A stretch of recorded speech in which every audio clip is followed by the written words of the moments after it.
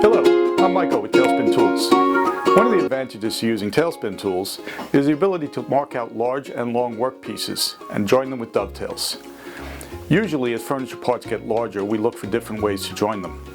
Casework is about the extent of where we'll go, and even then, balancing one large part on top of another and marking out inside those tiny little gaps is a problem. By eliminating the transfer, using TailSpin Tools, we can mark out and join large and long boards. Layout for me always starts the same way. I take my boards, I position them next to each other in the orientation that I want them to go. Then I'll number the ends and I'll mark the outside faces. What I'll do in advance is use the masking tape and a piece of scrap to pre-visualize my joint.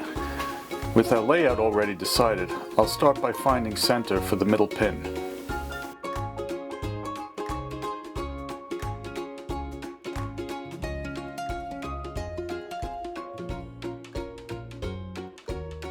I use this little square to mark my half pins because I like the distance it gives, and it's far easier than measuring.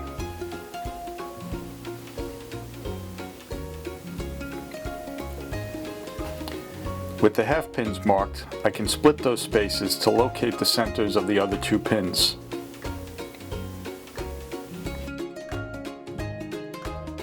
I'll carry these preliminary marks by eye to the edges of both boards' outside faces, which are on the inside of this two-board sandwich.